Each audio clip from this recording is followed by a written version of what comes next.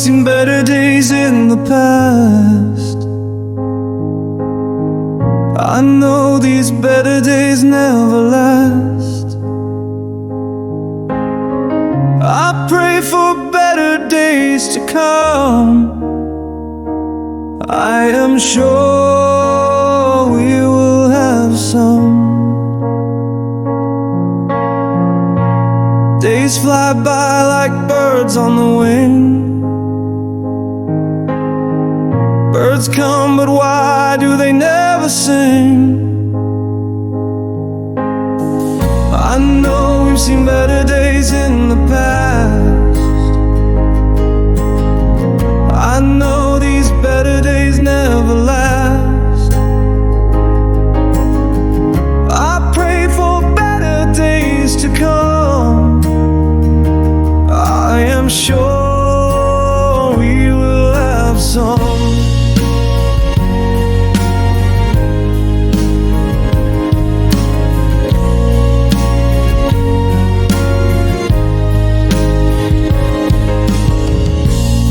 Times come and they go. Why do they always seem to be long ago? I know we've seen better days in the past. I know these better days never last.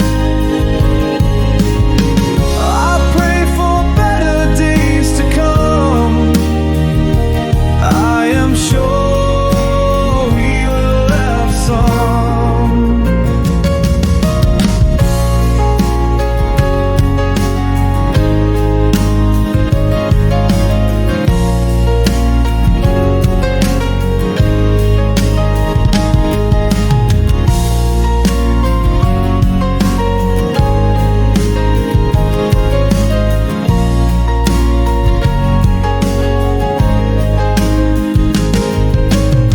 The better days are less frequent as we go on in life.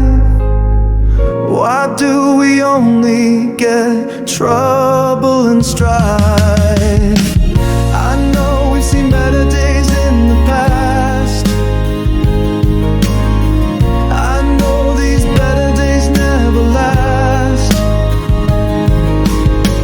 I pray for better days to come. I am sure we will have some.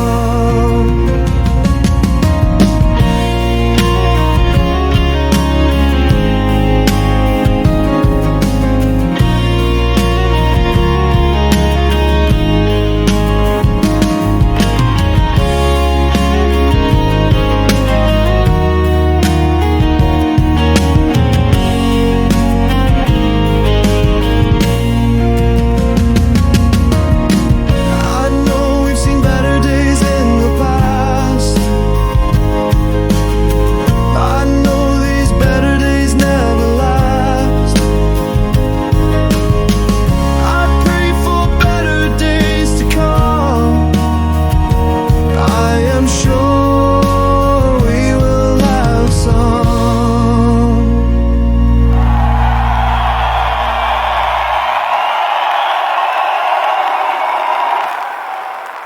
Sang Detective Constable John Marshal, a young 20-something policeman in a police band somewhere in Melbourne.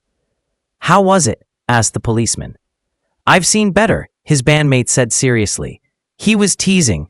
"Come off it, Lancelot. He was really good," said John's best friend, Sergeant Simon or Reynard Alexander, who was Lance's great-granduncle. Lance laughed. "You were great as always, my friend," Lance said, beaming.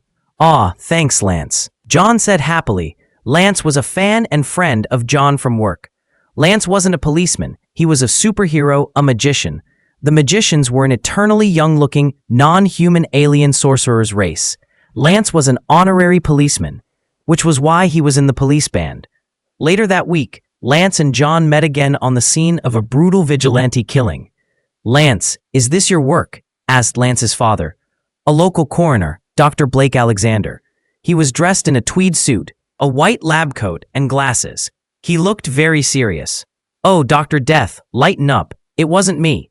I'm not the only vigilante killer in town, said Lance. It looks like the Knight Errant's work. How is the Necromancer's hunt for him going? Asked Blake. He's harder to catch than a cold, Lance moaned. Like you, said Blake. Ha ha ha, Lance said unamused. What's so funny? Asked John, walking up to them. Bad joke, said Blake. Oh, replied John, who looked at the victim and said, So who did it, Doc? The Knight Errant, he says, said Blake, looking at Lance accusingly. Yes, it wasn't the Necromancer, Lance said, frowning at his father. How do you know? Asked John. I can't see the Necromancer killing this guy, Lance said. Why? Asked John. This is a lawyer, said Lance. A crooked lawyer, said John. Maybe, but he's spotless, said Lance. He worked for the gangs, said John. So what? He's just a lawyer, said Lance. The Necromancer kills only bad people, not any Joe who earns a crust. Very astute, John said, smiling. Simon, the man in charge of the scene, walked to them. Blake, who was it, the Knight or the Necromancer? Asked Simon. The Knight, said John. The enchanter proved it. Oh, really? How? Asked Simon curiously. He was a cleanskin, said Lance. He was a crooked lawyer, Simon said. Lance wandered off, frustrated, not wanting to explain himself to everyone at the crime scene. Lance was living a double life as the enchanter, a superhero, and he was secretly known as the vigilante killer, the Necromancer, who killed for fate and only bad people. Wonder what got into him, said Simon, watching him leave. He's fed up with playing devil's advocate, said John, smiling.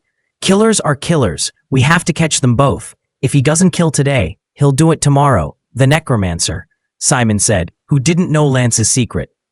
Am I in heaven or hell? I am lost and confused. Is this love? I feel nervous whenever you are near. Is this fear?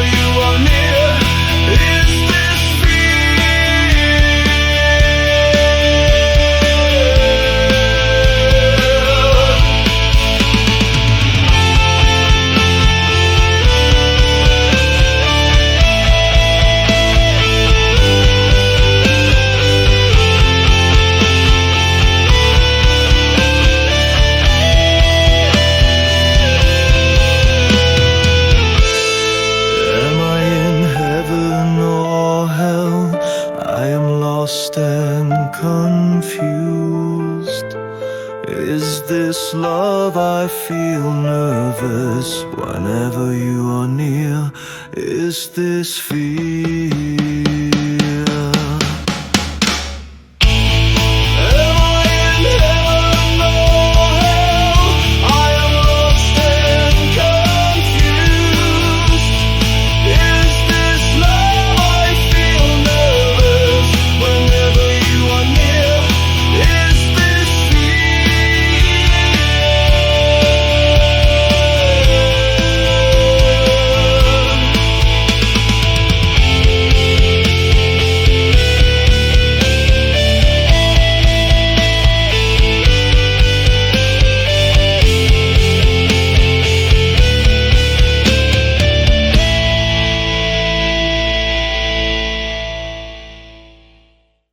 sang a handsome young man in black who looked like a star in the next band rehearsal.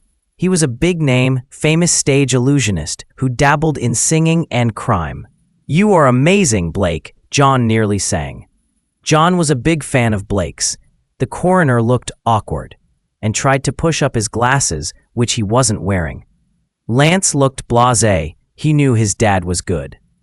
"Hi, boy," Blake said, walking over to his son. "Hi, Dad," said the son. "How's the hump going?" Blake asked. "He's hard to find. I nearly got him a few times. He nearly got me too, a few times too," Lance said. "Oh, is he hunting you too?" asked Blake. "Yes," said Lance. John walked up to them. "Hi, Lance," said John. "Hi, John," Lance said. "I won't be able to do the concert on the weekend. Can you substitute for me in my song?" asked John. "Okay, John," Lance said. "Hello, Blake," said John, who made Blake nervous, because he was an awkward fan to be around, as he was perpetually starstruck around him. Blake wanted to leave whenever he met his superfan. John was unaware of it, though. "How is your wife, Belle?" asked Blake thoughtlessly. Lance looked shocked. "I don't know. Ask your friend Mortimer. He's the judge of the dead. She was murdered by his son, the Necromancer, 2 years ago," said the angry, crying John. "Oh, I'm so sorry, I didn't know," said Blake, who was secretly Mortimer. He felt like a monster for bringing it up. John stormed off. "Well, at least we lost him," said Lance. Blake stormed off, thinking his son was heartless. A month later, the Necromancer was interrupted in a killing. "Let that man go, vampire," shouted a voice. "I'm no vampire, I'm a necromancer, Jack," the masked necromancer shouted back, killing his victim by chopping off their head with a long sword. "Same thing, necromancer. Vampire, both are bloodthirsty killers with neck obsessions," said the rude man. Lance looked furious. He got the joke. His eyes flashed daggers. "What do you want, mate?" said Lance. "You dead," shouted the stranger. "Who do you think you are?" asked Lance, stalking up to his heckler. "The Knight Errant," said the heckler. I've been looking for you," Lance snapped back. "Me too," said the knight. "You've been a very bad man," said Lance. "You've been worse," said the knight. "I kill for fate. I'm not a vigilante lunatic," Lance said. "You are a hitman?" asked the knight. "You could say that," said Lance. "Prepare to die," said the knight. "You too," said Lance darkly. They both had long swords and you're experts with them. They were about to start fighting when something happened. It was a pure accident. The necromancer said thoughtlessly, "A storm is coming. I smell it in the air." The knight was horrified. "Are you all right?" asked the necromancer. "Yes, kill you later," the knight said and disappeared into thin air. Lance was frustrated. He didn't know the knight was a magician. Days later, a man stood singing in a band rehearsal, and the knight stood watching the necromancer singing in shock and awe, wishing he wasn't the necromancer. A storm is coming, I smell it in the air. A storm is coming, a monster one. I hear the wind and feel the rain. Thunder clashes above me, warning of the storm to come. The rain grows harder and the tempest stronger as it comes. A rising storm that will come as a shock to the world around it. It will bring great destruction in its cruel wake. With the thunder comes lightning, and on the howling winds of change will come shock and awe. A storm is coming, I smell it in the air. A storm is coming, a monster one. I hear the wind and feel the rain. Thunder crashes above me, warning of the storm to come. The rain grows harder and the tempest stronger as it comes. A rising storm that will come as a shock to the world around it. It will bring great destruction in its cruel way. With the thunder comes lightning, and the howling winds of change will come shock and awe.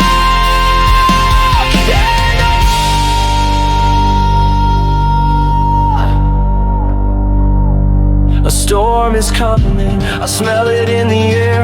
A storm is coming, a monster one. I hear the wind and feel the rain. rain. Thunder clashes above me, warning of the storm to come. The rain grows harder and the tempest stronger as it comes. A rising storm that will come as a shock to the world around it. It will bring great destruction in its cruel wake. With the thunder comes lightning, and the howling winds of change will come shock and awe.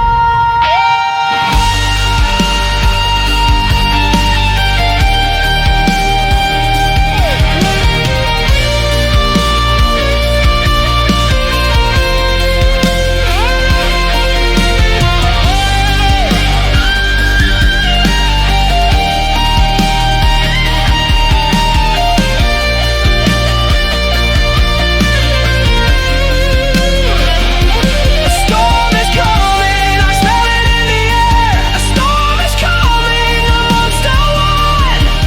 I hear the wind and feel the rain. Thunder clashes above me, warning of the storm to come. The rain grows harder and the tempest stronger as it comes. A rising storm that will come as a shock to the world around it. It will bring great destruction in its cruel wake. With the thunder comes lightning, and the howling winds of change will come shock and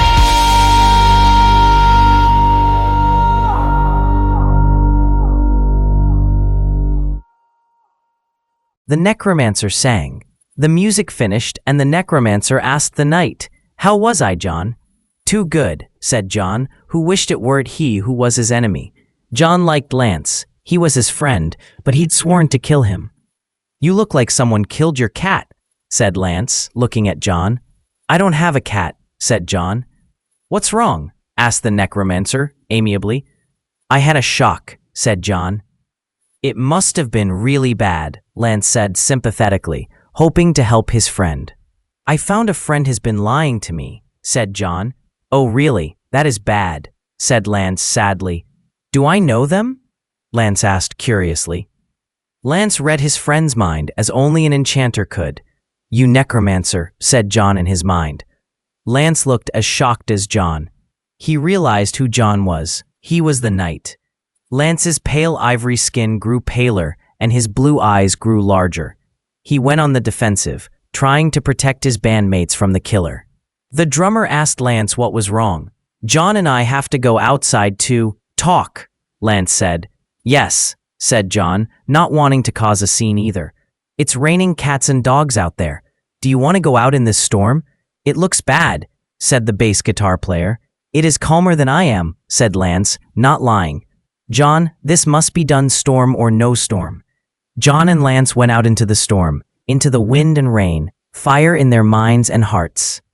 They knew one of them was about to die, but neither cared because they saw themselves as the one who would live and the one in the right. They knew that in strength and power both were enchanters, and they were equals.